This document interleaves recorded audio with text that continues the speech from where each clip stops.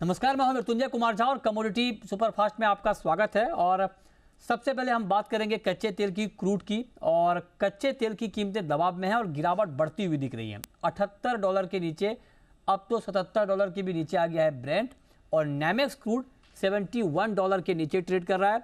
MCX पर कच्चा तेल 5,884, जी हाँ, करीब करीब 2% की गिरावट के साथ इस वक्त ट्रेड कर रहा है। क्रूड में गिरावट के पीछे की वजह यह है कि डॉलर मजबूत हुआ है।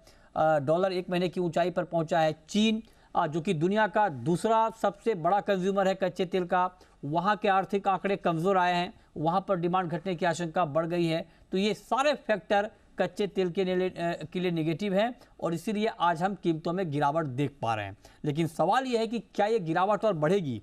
यही बताने के लिए हमारे साथ दिनेश सोमानी है, प्रो इंटेलीट्रेड के। सोमानी जी, बहुत स्वागत है आपका। क्या लगता है आपको, क्रूड की ये गिरावट और बढ़ेगी? जी बिल्कुल सर, जैसे कि आपने कहा कि सारे जो फंडामेंटल्स, अगर आप चाइनीज डेटा देख लो, यूएस डेटा देख लो, तो कहीं से भी कोई सकारात्मक संकेत क्रूड के लिए नहीं आ रहे हैं। चाहे वो मिडिल ईस्ट टेंशन हो या मास का युद्ध हो, कोई भी हो, जो बीच में स्पाइक्स आई थी वो इंटरमीडिएट स्पाइक्स ही रही है। ओवरऑल फंडामेंटल्स के काफी वीक है, इन्वेंटरीज काफी ज्यादा है, तो फंडामेंटली तो कोई तेजी का रुख बनता नहीं है।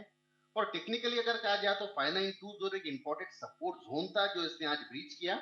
दोबारा 5920 अगर ये इंट्राडे लेवल अपसाइड देता है तो वहां पर दोबारा सेलिंग बनेगी। 5750 के लेवल मुझे नीचे इसमें देखने नजर आते हैं और 6004 का इसमें स्टॉप लॉस मेंटेन किया जा सकता है। ठीक है, ओके।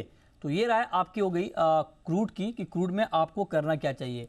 अच्छा सोमानी जी, नेचुरल गैस को क्या हो गया? नेचुरल गैस की तेजी हवा हो गई, इतनी बड़ी गिरावट आई ग्लोबल मार्केट में, इंडियन मार्केट में भी दाम कितने टूट गए। ये कहा जा रहा है कि डिमांड के मुकाबले सप्लाई बढ़ गई है और यूएस में ठंड जितनी होनी चाहिए उस तरह से नहीं आ रही है। और क्या रीजन देख रहे हैं आप? जी बिल्कुल, टेक्सास में जो एक्सट्रीम कोल्ड वेदर हो गया था, उसी के चलते ये स्पाइक आई थी 222 के ऊपर। जैसे ही नेचुरल गैस इंडिया में मूव होना शुरू हुआ, वो 279 का लेवल उसने अपसाइड देखा था। 281 का एक मेजर रेजिस्टेंस था और वहां से ये पता चला कि इसकी inventories almost all time high पर है। कि इंटरमीडिएट जो स्पाइक आई थी, जैसे क्रूड में आ रही थी, वैसी एक बड़ी स्पाइक हमें देखने मिली थी और 281 के ऊपर सस्टेन नहीं किया, दोबारा ये नीचे आया और अभी हाल फिलहाल मतलब कल और आज में इसने 244 का मेजर सपोर्ट जोन ब्रीच किया है। मुझे लगता है आने वाले समय में ये दोबारा 222 का लेवल्स हमें देखने मिलेगा।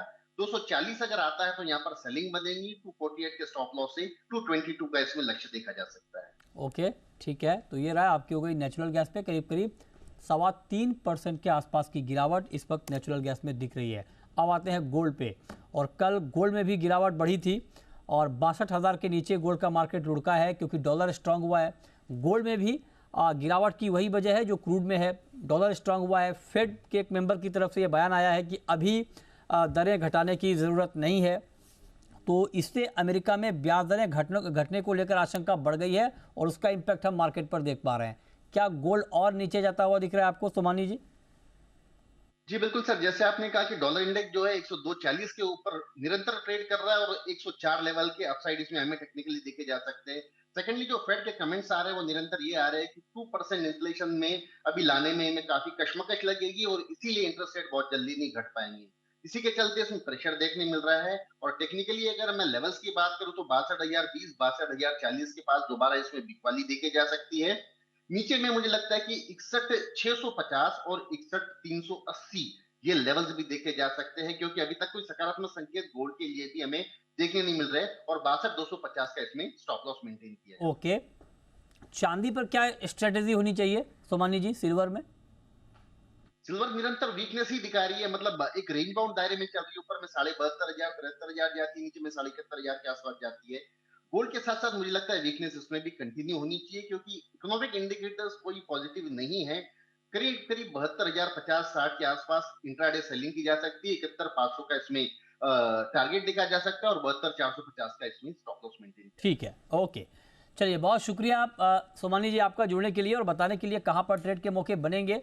तो फिलहाल इस शो में इतना ही।